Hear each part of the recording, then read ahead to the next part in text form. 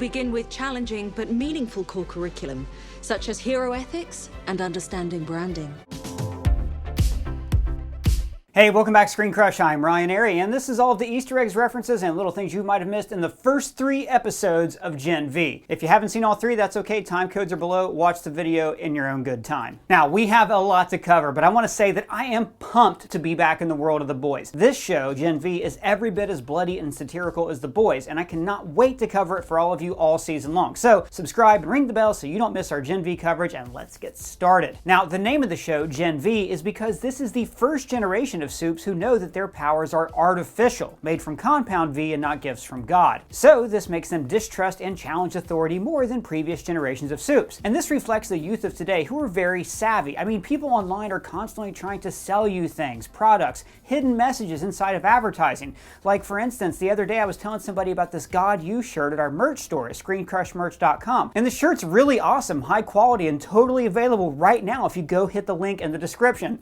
Anyways, back to GenV. So the first episode of The Boys opened with a trailer for a superhero movie, setting the stage for how that series is actually a parody of Hollywood and of celebrity culture. This series, though, opens with a clip from VSN, VOT Sports News, to show how this show is going to be a parody of college sports, specifically the way that college sports turn young adults into commodities. And the show satirizes the many ways that our hyper-capitalist culture turns teenagers into products. Now in The Boys, we saw members of the Seven chosen via reality show, and here we see them chosen via a sports-like draft. The announcer calls non-powered people civvies, supes and civvies, which is a common nickname superheroes have for civilians in several comic books. We then go to the draft of A-Train as the first black member of the Seven, and even though people are rightly celebrating this milestone, the opening is still filled with coded racism. We see this news ticker reading, "He can be an inspiration for other kids that want to bootstrap themselves out of poverty." And this is endemic of how the media always ignores the problems of economic inequality, which tend to fall on racial demographics, and instead it lays the blame for poverty on people who just don't want to work hard enough to succeed. Get your f***ing ass up and work.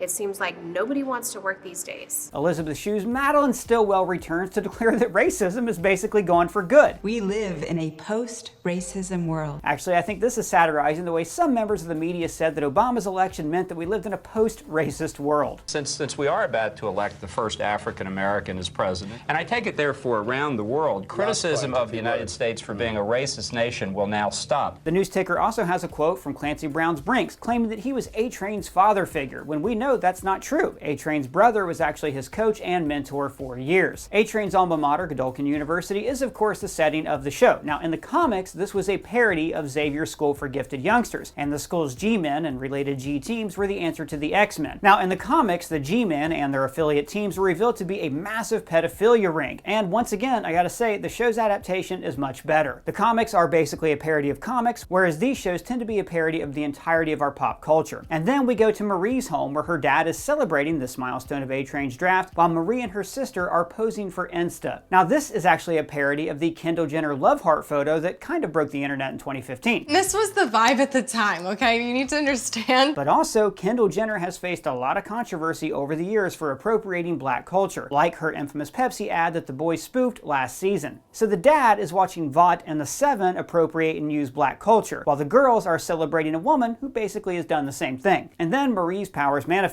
Now remember, this is taking place before the general public knew about Compound V, and supes thought that their powers just came from God. More on that later. Now normally, people display these powers first when they're young, but Marie's manifested when she hit puberty and got her first period. This is a lot like the mutants in the X-Men comics, who manifest their powers when they come of age, which has led to more than a few people to identify mutant powers with sexual awakening and queer culture. In the movies, this connection is not subtle. Have you tried not being a mutant? But in Marie's case, her new powers are tied specifically with her first period and becoming a woman. This is a moment that can be very frightening for many girls, as perfectly dramatized as a kind of body horror in the movie Carrie. But GenV takes this same uncertainty and fear of the future and it makes it literal when Marie's powers literally destroy her entire childhood. Yeah, dude, that was messed up. Yes, it was. And then she is sent to the Red River Institute, the school for orphan supes where Victoria Newman grew up and we saw in The Boys Season 3. Now this bunk room is filled with posters of heroes that we have seen in the past. Like, we see all these Queen Maeve posters behind Marie's bed, right next to Golden Boy, and on the far wall we see a Homelander poster that reads, "Supes show respect." Now on a close-up we see that Marie actually sleeps underneath the calendar of God U. And here we see Brinks and Golden Boy. We even see that Golden Boy is the literal poster boy for the university. So this is all setting up that Marie, of course, is dreaming about going to this school, and she idolizes Brinks. Later, we even see her highlighting and marking his book. So nicknaming the school God U is a reference to how the heroes are perceived as gods, but also how for years the public believed their powers were gifts from the Almighty. Notice how when they're in this group, even the clock in this place has Vought branding. So the speaker here mentions Starlight leaving the Seven and speaking her own truth, referring to how Starlight called out Homelander when she left the team at the end of season 3. Now that you've told my 190 million followers, I'm still pretty famous. Now the opening song is Anxiety by Megan Thee Stallion, a tune that is all about how bad bitches have bad days too, and encourages young women to bounce back on the weekends, like Marie is trying to bounce back in her life. Hey, by the way, I met Megan Thee Stallion a few times, like at shoots and stuff. She's really cool. Yeah, I've heard that about her. She is really cool. High five. After Marie practices with her power, she is surrounded by several lines of blood heading in many directions, symbolic of all the different directions her life could go from this pivotal point. Then she sees this girl being taken away to the Elmira Adult Rehabilitation Center, which will probably end up being the trees in the basement of God U. Ironic if that's true, because Marie wants to escape Elmira by going to God U, and they'll just end up being the same place. Elmira also seems to be a junior version of Sage Grove, the super asylum that we saw in season 2 of The Boys. Now the kid here is watching the same cuck porn that Lamplighter watched in season 3. And we also see videos related to Homelander, the Deep, and Starlight having intimate relations with A-Train. Now after Marie is accepted, we cut to a poster of Homelander that reads, "Let's be super honest," right beside a kid-friendly Starlight, and this inspirational poster from the Deep. Honor is doing the right thing when no one is looking, which is deeply ironic because behind closed doors, the Deep was a sexual predator, and he only apologized to Starlight to rehabilitate his own image. Her teacher says, "Wouldn't be surprised if you ended up protecting a city one day." Now, in a lot of comic books, superheroes normally live in and protect a single city, like Gotham City, Metropolis, or Central City. And in The Boys, Vought used this idea to basically shake cities down for money, as we saw in the pilot episode. 300 million a year. I know, it's a tough swallow. But we both know that your city needs a hero. See, protecting a city is a lot like anchoring a local newscast. Like, you're famous and it's big time, but joining the Seven is like getting on the national news network and being like a national celebrity. Then we go to an ad for God U, where Jordan, the bigender minority, is used as a prop. I'm super inclusive. And the super creepy, very naked Invisible RA says that he is super curious, which is a super gross callback to how Translucent used to hang out in the ladies' room in the first couple episodes of The Boys. So all of this is a brilliant parody of college recruitment videos. For instance, I loved how the video just keeps a straight face when it says that it will teach crime fighters the two most important tools: crime fighting ethics and understanding branding. The School for the Performing Arts is named after the Crimson Countess. Now she is the boys' version of the Scarlet Witch, former member of Payback, and reminded us that, hey, never forget, chimps can't cry.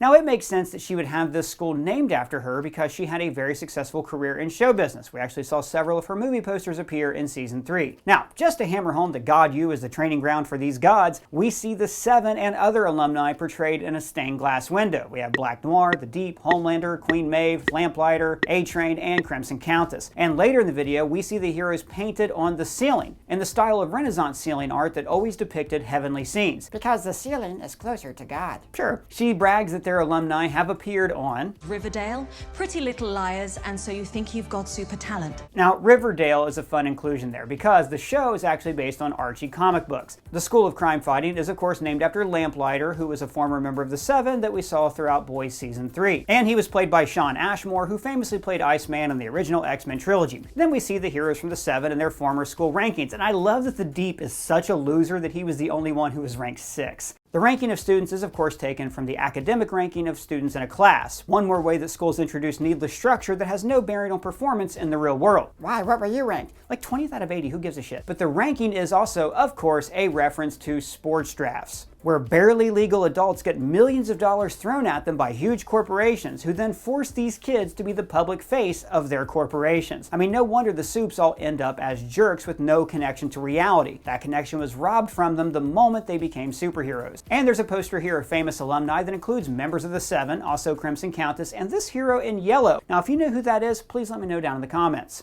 And also notice the video has prominently placed A-Train soda machines in the background. Then we go to Marie's first day of school. Marie enters the school set to a cover of Dancing with Myself by the Donnas because at God U she is an orphan, an outlier. She doesn't even have a phone, but she's still happy, so in essence, she is dancing with herself. exactly. Starlight and Homelander standees welcome the freshmen as the RA says, Mandatory consent seminar, common room at 3. and I'm not sure if the creepy RA means that consent is mandatory or the seminar is mandatory. And also we have these inspirational posters with Queen Maeve and Crimson Countess. Then we go to the news where we see that Vought is spinning the finale of The Boys Season 3 as a Russian attack where Homelander stood his ground. So this is referring to the end of Boys Season 3 when Homelander killed a man in broad daylight, and saying that he stood his ground is referencing the stand your ground laws in many states that some critics say give you permission to murder someone if you feel threatened at all. Now of course, Homelander was not threatened, he just flat out murdered somebody in public, and he's about to go on trial, probably in The Boys Season 4. Then there's a poll on how people feel about Vought continuing to sell Brave Maeve vegan food, because remember, she faked her death at the end of Season 3. And I like this option a lot, which says I had to buy a second freezer to hoard the lasagna. Probably because the lasagna would have become a collector's item after her death. And we see her autographed Funko Pop is selling for close to $2 grand on VaughtBay, a spoof of eBay. And then we get to my favorite character on the show, Emma, aka Little Cricket. She's become a social media sensation by fighting hamsters in a tiny rink. As we learn about later, her storyline is actually pretty heartbreaking though. Emma has to purge in order to become small, and being small is what makes her famous. This is a sad parallel to the millions of young women who suffer from bulimia, who feel like they have to throw up their food to be attractive so they can be famous. Now her hamster's name is David Caruso, and she says to Marie, You didn't see Jade? Who's David Caruso? so he was an actor who got famous on the first season of NYPD Blue, but then he left the show to become a movie star in a movie called Jade, and it flat out bombed. Do your impersonation of David Caruso's career! It's my turn!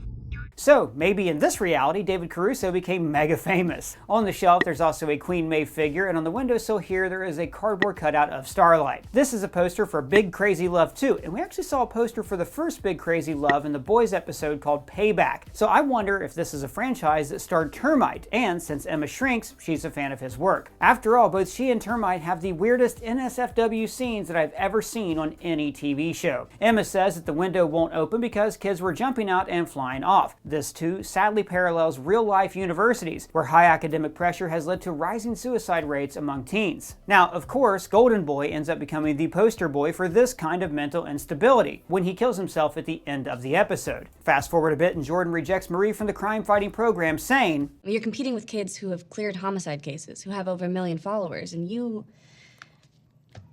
don't even have an Insta. Now notice how crime fighting is always mentioned in the same breath as how much clout you have online. So Marie is now forced into performing arts. Now the queen bee of this group is Justine, who brags about her new Vought Plus show. It's an elevated superhero thing, really a meditation on grief told through 70 years of sitcoms. Which is, of course, the exact premise of the Disney Plus show WandaVision. Emma is drinking from a Jitters cup. Now that is the same coffee shop from the CW's Flash. Then Golden Boy meets with Brinks, and it's appropriate that Golden Boy, the kind of superhero chosen one, is played by Patrick Schwarzenegger, son of Arnold Schwarzenegger and Maria Shriver, a Kennedy. Brinks tells him that he is about to be New York's own hero and that he is joining the Seven, which is why he asks if he wants Maeve or Starlight's apartment in Seven Tower, because they just left the team. Outside there are statues of Black Noir and Homelander, as Andre asks Marie to go hang out with the cool kids. He tells her, being a hero is, it's not what you think. And this is making Marie this show's version of Starlight. See, Annie had bought into the hero's life that she saw on television, and she was shocked when she discovered that being a hero meant just managing your PR more than it did actually helping people. Copyright infringement is costing Vought $1.2 billion per year. That's money out of our pockets. Meanwhile, Emma looks at her laptop with Queen Maeve stickers on it and makes the mistake of reading the comments. Poor Emma. I can't really talk about her storyline in this episode very much because of, it's YouTube and I'll get demonetized, but I will say that I'll never think of these little guys in the same way again. My fair lady, ha! Kate is a telepath, much like Emma Frost from the X-Men, but her power to control people is also like Jesse Custer's power in the comic book Preacher. That comic book was co-created by The Boys co-creator Garth Ennis. And Andre has magnetic powers like Magneto or Polaris. And it's interesting that his dad is in this and he's named Polarity because supes aren't supposed to be able to have kids. But then again in episode 2, one of the people makes a snide comment about how there's like no family resemblance. Okay, never mind. Maybe he was adopted. Maybe. Now, it is a tradition in comics for some heroes to take on the identities of their parents, like how Black Canary took over from her mother. And of course, things at the club go wrong as Marie learns that her powers to control blood extend to other people, as she is able to congeal this woman's blood to save her life, which, I don't know guys, to me sounds like she could be the one who can kill Homelander. If you could control someone's blood, then you could like make them explode like the head popper, or you could make them bleed out if you were like hiding behind a bunch of zinc and Homelander couldn't see you. It's also interesting that Marie uses her powers by cutting herself, because self-harm, like cutting, is one way that a lot of teens process their anxieties. And for her, blood and her powers will always be linked to the most traumatic event of her life. Now, one refreshing thing about this show is that the supes are not total jerks yet, but we are seeing the system of entitlement that led to so many of them becoming the slopstick monsters that we see in The Boys. Then everything just goes to hell. Marie is expelled, Golden Boy gets a telepathic call, kills Brinks, and then sets off a battle between him and the other kids. That's when we see the true extent of Jordan's powers, that they are bi-gender. Now this is of course a superpowered manifestation of being transgender or non-binary. In this episode we saw how the school is willing to use these powers to make themselves look inclusive while also denying them a chance at number one because of who they are. It ever occurred to you why you're getting it and I'm not?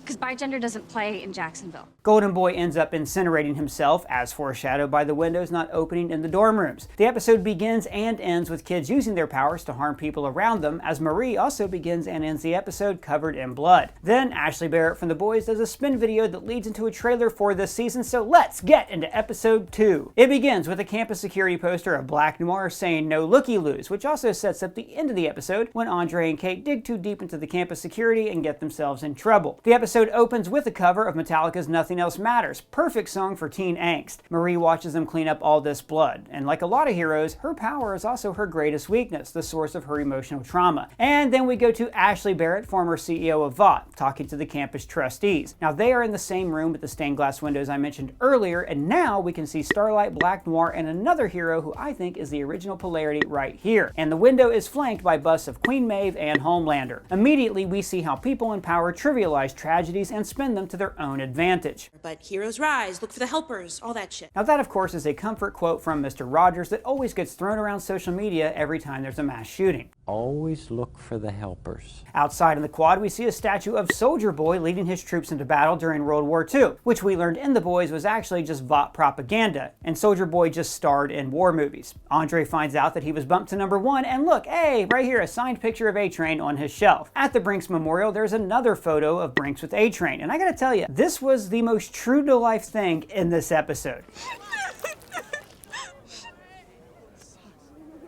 Like, this school is teaching these kids that their entire life is about being a brand. It's important that you never waste anything, like an emotion, when you can record it and use that emotion to sell yourself. Real-life social media always explodes with fake crying like this whenever a tragedy occurs. This guy is wearing a red hat that reads "Keep America Safe," which is definitely not a coded political satire, repeating a slogan that we saw on this sign at a Homelander rally in Season 3, a rally that also featured a guy dressed like this. And notice that his boys here are also all wearing Homelander shirts. Jeff tells Marie, modesty, yeah, people love modesty. Which is similar to what Ashley told Annie in the pilot of The Boys. That speech, by the way, your audition, it was modest, it was humble, really smart choice. And just to really hit home how this show is about people in power manipulating our emotions, the publicist says, "A lot of jewelry, is it gonna make poor people sad?" That is my favorite line of the show, by far. And later, when they talk about how much press they're going to get from the tragedy, they say, it's gonna be big, like post 9/11 big. So this all goes back to that girl who filmed herself fake crying. In a society where public perception is all that matters, nobody is ever able to simply unplug and just feel. You have to constantly perform that feeling for the world,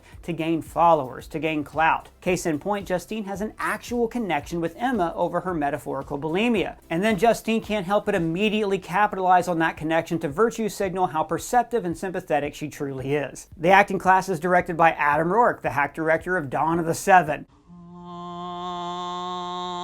Zimmer. And actually the last season of The Boys premiere revealed that Tony Gilroy ended up directing huge chunks of that movie, similar to the rumors that are swirling around about Tony Gilroy in the reshoots of Rogue One. And in the acting class we find out that Justine went to theater camp. And last episode she name-dropped Zach Braff. And Zach Braff is directing. We're friends, so. So this makes me think that she might have gone to the same theater camp that Zach Braff went to, Stage Door. Don't let the fact that I went to theater camp affect your decision.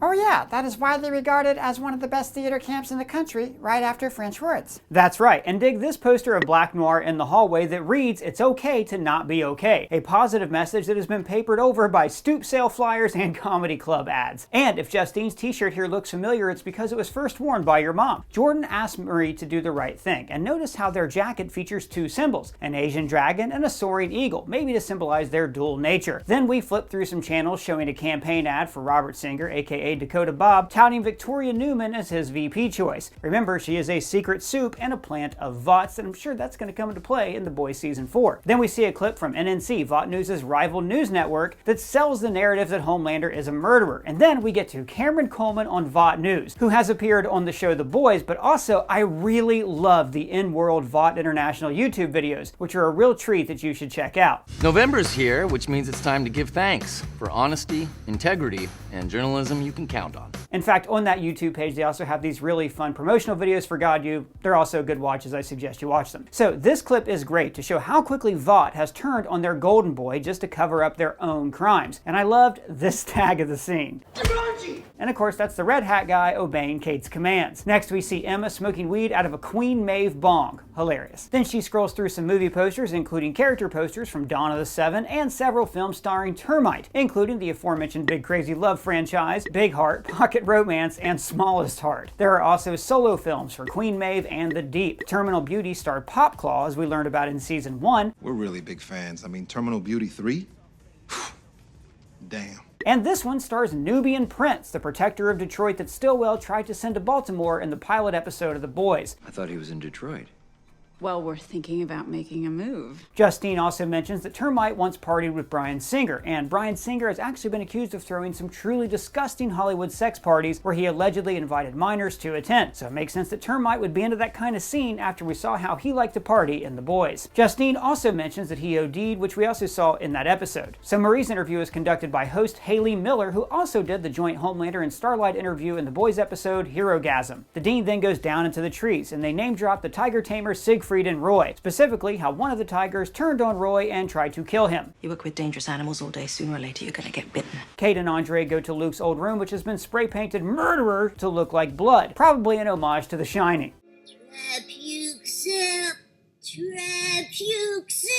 After they do some digging, they find his phone hidden in the statue of Andre's dad, Polarity. Now, I'm sure the phone being stored in his crotch has some kind of symbolism that will be revealed in a later episode. Now, Andre's jacket is also interesting. It shows a similar looking tree and mushroom cloud and reads, "Somewhere between utopia and dystopia pleasures." Now, you could say that this is the actual line where this universe lives. People like to take pleasure in the soups, and they buy into the idea that they can save the world and make it into a paradise, when in reality, having superheroes is actually like having hundreds of emotionally unstable nuclear weapons running around the country all the time. Justine's dorm room has a poster of the Crimson Countess right here, and for the record, I don't think that she actually feels bad about exposing Emma's powers. As we see in the next episode, she actually films her apology to her so she can virtue signal.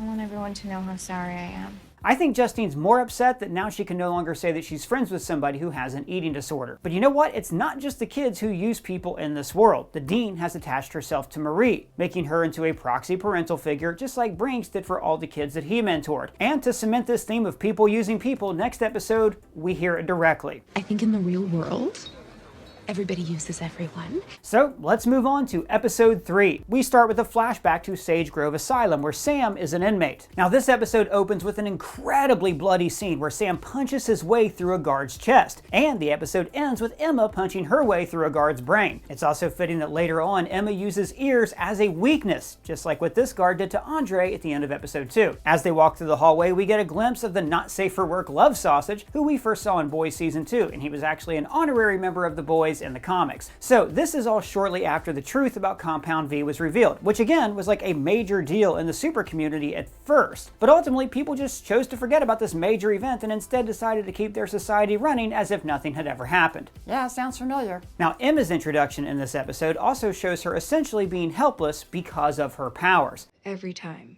you eat to get big and to get small, you... Yeah. But the episode ends with her proving that she can use her powers to be a badass. And notice, by the way, she recuperates by eating a Brave Maeve power bar. She also says, I've been fighting off ants all night, so... Which actually is the origin of Hank Pym, the Ant-Man. In the comics, the first time he shrank, ants attacked him, and that's why he invented the helmet to help him control ants. God U is setting up for a big fundraiser using a pinup of the Crimson Countess to tell people there is a private event. And I love this scene where all the ribbons have these confusing designations, because it is showing how people use causes in order to virtue signal. And of course how people use social media to brag about how kind and empathetic they are. So the students are paraded around to make money for this wealthy school, just like college athletes who are always used as fundraising tools for alumni. The episode also shows how parents use their kids. First, when you give a baby compound V, you're hoping that you'll be able to capitalize on them at some point later in their life. And we also see how Emma's stage mom wants to use her powers to gain fame at the expense of her daughter's image of self-worth. You look an inch or two shorter than usual, so you might need to add 50 calories.